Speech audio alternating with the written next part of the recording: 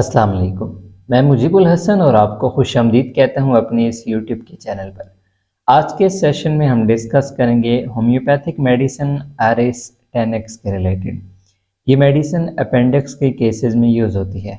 आज का जो ये सेशन है इसमें हम जो ये मेडिसिन है आरएस 10x, इसके की पॉइंट्स, पेशेंट में जो इम्पोर्टेंट सिम्टम्स देखने मिलेंगी उनके रिलेटेड, और तीसरे पे हम उन टेस्ट के रिलेटेड बात करेंगे जिनकी बेस पे अपेंडिक्स जो होता है उसे डायग्नोस किया जाता है। और लास्ट पर हम उन कंडीशंस के रिलेटेड बात करेंगे जो कि अपेंडिक्स तो नहीं होती लेकिन पेशेंट को ऐसी फील होता है जैसे उसे अपेंडिक्स हो गई है। ये जितने भी पॉइंट्स मैंने आपसे शेयर किए हैं ये तमाम के तमाम आज के सेशन में हम डिस्कस करेंगे। सबसे पहले बात करते हैं आरएस 10x जो होम्योपैथिक मेडिसिन है इसके की पॉइंट्स के रिलेटेड। अब जो अपेंडिक्स वाले पेशेंट होंगे उनमें 4 की पॉइंट्स आपको देखने मिलेंगे। सबसे पहले कि उन पेशेंट में काफ़ी ज़्यादा वोमिटिंग वगैरह या मतली जैसी कैफियत काफ़ी ज़्यादा देखने मिलेगी। अब ये जो कैफियत होंगी मतली वाले, ये ख़ुसूसन सुबह के टाइम काफ़ी ज़्यादा देखने मिलेगी। पेशेंट जब भी सुबह को जागेगा तो उसकी कैफियत ऐसी होगी कि उसका स्टमक, उसका जो मैदा है वो काफ़ी ज़्यादा भारीपन, काफ़ी ज़्यादा वज़नी महसूस होगा। गोया कि रात का जो खाना था वो अभी तक उसके स्टमक में ही पड़ा हुआ है, जिस वजह से उसे काफ़ी ज़्यादा भारीपन के एहसास होगा। तीसरा पॉइंट आ जाता है कि पेशेंट को जब भी वोमिटिंग वगैरह होगी तो उसमें काफ़ी ज़्यादा येलो शेडो देखने मिलेगा सुफरा का। सुफरा से मुराद आ जाती है कि जब भी वोमिटिंग आती है तो उसमें एक बड़ा अजीब सा सौर सा टेस्ट हमें देखने मिलता है, तेज़ाबियत जिसे कहते हैं। उसी की मैं बात कर रहा हूँ कि उसका जो कलर होगा वो लाइट येलो शेडो भी हो सकता है और तेज़ येलो शेडो भी हो सकता है।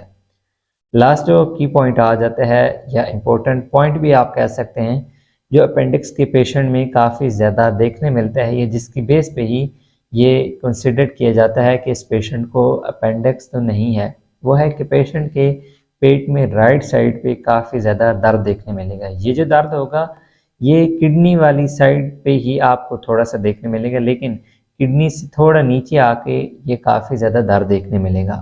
साथ मैंने पिक्चर लगा दी है कि पेशेंट को अपेंडिक्स में किस साइड पे, किस जगह पे दर्द फील होता है, वो साथ आप देख सकते हैं।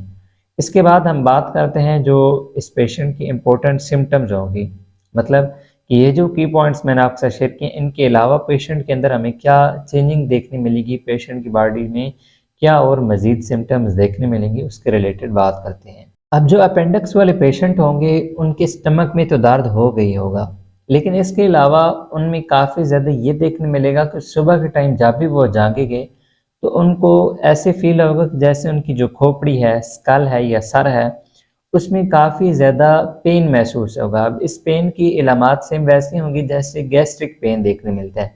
जब किसी पेशेंट की गैस वगैरह बन जाती है तो उसे अपना जो सर होता है वो काफ़ी ज़्यादा भरा भरा, हवा से भरा हुआ महसूस होता है और उसमें काफ़ी ज़्यादा पेन महसूस होता है। सेम यहाँ पर भी ये जो अपेंडिक्स वाला पेशेंट होगा उसमें कैफियत देखने मिलेंगी, और ये कैफियत ख़ुसूसन सुबह के टाइम काफ़ी ज़्यादा होंगी, मतलब कि सुबह के टाइम इनमें काफ़ी ज़्यादा शिद्दत देखने मिलेगी। इसके बाद अगला पॉइंट आ जाता है कि जो अपेंडिक्स वाले पेशेंट होंगे इनकी जो आइज़ होंगी उनमें काफ़ी ज़्यादा इचिंग, खारिश वगैरह या जलन वगैरह देखने मिलेगी। अब ये जो जलन होगी ना सिर्फ आंखों में बल्कि हलक में भी काफ़ी ज़्यादा जलन देखने मिलेगी और इस पेशेंट का मुंह काफ़ी ज़्यादा सूखा हुआ रहता होगा, मतलब इसको काफ़ी ज़्यादा प्यास लगती होगी, प्यास भी लगती होगी और इसके हलक में काफ़ी ज़्यादा गर्माइश जैसे भी महसूस होता होगा, मतलब काफ़ी ज़्यादा जलन महसूस होती होगी। और एक और इम्पोर्टेंट जो सिम्टम होगी इस पेशेंट के अपेंडिक्स वाले, कि इसको ख़ुसूसन रात के टाइम स्टूल आएगा, और रात के टाइम से मुराद है कि आधी रात के वक्त इस पेशेंट को स्टूल भी पास होगा। लेकिन फिर भी स्टूल पास होने के बाद जब सुबह ये जागेगा तो इसको अपने स्टमक में, मैदे में काफ़ी ज़्यादा भारीपन महसूस होगा। इसके बाद जो अगला पॉइंट आ जाता है वो अगेन हेडेक के हवाले से है। अब यहाँ पर मैं थोड़ा वाज़ह करता जाऊँ कि अपेंडिक्स वाले पेशेंट में जो सर दर्द देखने मिलेगा वो दाईं साइड की तरफ होगा, और ये जो दर्द होगा ये पेशेंट को ऐसे महसूस होगा कि उसकी आँख से स्टार्ट होता है और फिर ऊपर सर की जानिब जा रहा है। ना सिर्फ ये पेन सिर्फ आँख से स्टार्ट होकर सर में जाएगा बल्कि इसके अलावा पेशेंट को अपनी जो राइट साइड वाली जो दाढ़ होगी वहाँ पर भी काफ़ी ज़्यादा पेन महसूस होगा। ये जो कुछ पॉइंट्स मैंने आपके साथ शेयर किए, ये पेशेंट में आपको फिजिकली तौर पर काफ़ी ज़्यादा देखने मिलेंगी। इनको इम्पोर्टेंट सिम्टम्स भी कहा जाता है। अब इसके बाद हम बात करते हैं कि जो अपेंडिक्स वाले पेशेंट होते हैं, किस तरह डायग्नोज किया जा सकता है कि उनमें अपेंडिक्स है।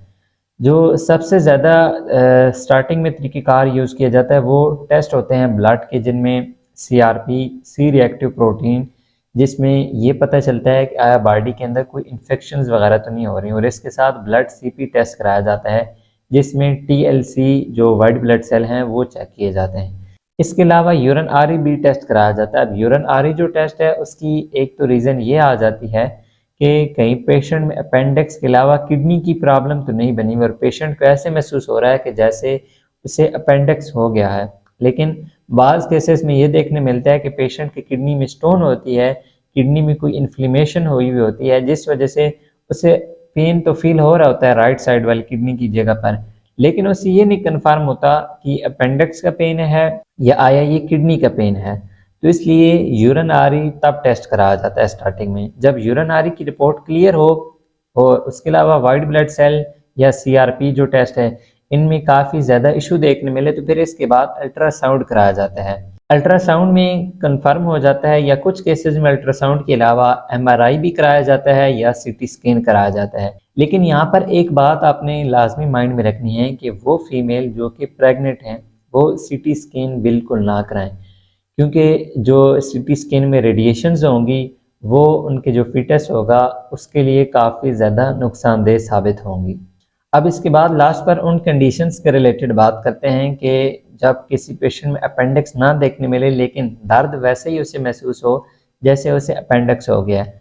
उसमें सबसे पहले जो मेजर रीज़न देखने मिलती है वो इन्फ्लेमेशन देखने मिलती है, या उसके अलावा ब्लॉकेज वगैरह कभी कभार देखने मिलती है। तीसरे पे काफ़ी ज़्यादा अपसेस वगैरह देखने मिलते हैं। ये लास्ट जो कंडीशन होती है वो फिर अपेंडिक्स वाली कि अपेंडिक्स ब्रस्ट फटने वाली हो, जिसमें ऑपरेशन फिर कराया जाता है। तो ये 4 कंडीशंस हैं। इन चारों कंडीशंस में पेन सेम टू सेम ही देखने मिलेगा। ट्रीटमेंट भी तकरीबन एक जैसी होता है, थोड़ा सा ट्रीटमेंट में डिफरेंस आ जाता है। लेकिन ये जो चारों पॉइंट्स हैं ये भी मैंने आपके साथ शेयर कर दिए कि ये भी कुछ कंडीशंस हो सकती हैं अपेंडिक्स के अलावा। यहाँ पर इन्फ्लेमेशन, अब इन्फ्लेमेशन जो है वो अर्ली स्टेज आ जाती है, इनिशियल स्टेज। उसके अलावा जो अपसेस वगैरह है उसके लिए अलग मेडिसिन यूज़ हो रही होती है, अगर तो ब्लॉकेज है तो फिर अलग मेडिसिन यूज़ हो रही होती है। अब जब भी किसी पेशेंट में अपेंडिक्स देखने मिले तो वहाँ पर होम्योपैथी की कुछ और मेडिसिन भी आ जाती हैं, लेकिन यहाँ पर जस्ट आज के सेशन में मैंने आपके साथ आरिस्टेनिक्स जो मेडिसिन है उसी का तज़किरा किया है। दीगर जो मेडिसिन आ जाती हैं उनमें बेलाडोना, लेक्सेस, मार्कारब या फिर अर्सेनिक एल्बम, ये भी अपेंडिक्स की केसेस में यूज़ होती हैं।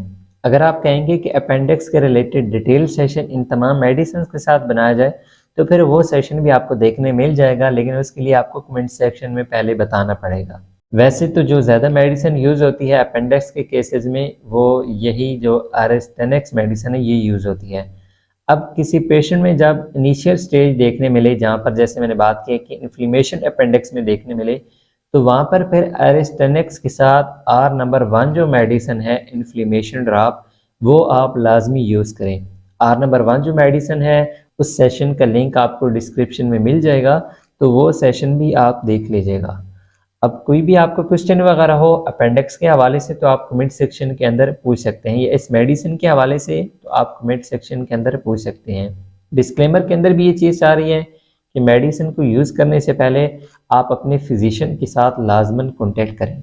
जब उनकी परमिशन हो तो तब भी आप मेडिसिन को यूज़ करें, ये आपके लिए काफ़ी ज़्यादा बेस्ट रहता है, और मेडिसिन तब भी फिर रिजल्ट दिखाती है। अब ये चीज़ मैं यहाँ पर इसलिए वाज़ह कर रहा हूँ कि किसी शख्स में जब कुछ इस किस्म की डिजीज़ेज़ देखने मिलती हैं जैसे अपेंडिक्स, तो यहाँ पर फिर बिल्कुल भी रिस्क नहीं लेना चाहिए। जो भी मेडिसिन आप यूज़ करें वो आप अपनी जो डॉक्टर हों, चाहे होम्योपैथिक डॉक्टर हों, चाहे दूसरे जो फिजिशियंस हैं एलोपैथिक डॉक्टर्स, उनके साथ कंसल्ट करें। कंसल्टेशन यहाँ पर लाजमी है। जब भी मेडिसिन ऐसे केसेस में इस्तेमाल करनी हो तो विदाउट कंसल्टेशन आपने इस्तेमाल नहीं करनी, नहीं तो वो फिर आपके लिए काफ़ी ज़्यादा ख़तरनाक भी हो सकती है। अब उम्मीद करता हूँ आज का जो ये सेशन है आपको काफ़ी ज़्यादा पसंद आया होगा। वीडियो को लाजमी लाइक कीजिएगा अगर पसंद आई है, और चैनल पर नए हैं तो चैनल को भी लाजमी सब्सक्राइब कीजिएगा। फेसबुक और इंस्टाग्राम के पेज का लिंक डिस्क्रिप्शन में अवेलेबल है। उन दोनों प्लेटफॉर्म पर भी जाकर लाजमी लाइक और फॉलो कीजिएगा। मिलते हैं नेक्स्ट सेशन में, तब तक के लिए फ़ी अमानिल्लाह।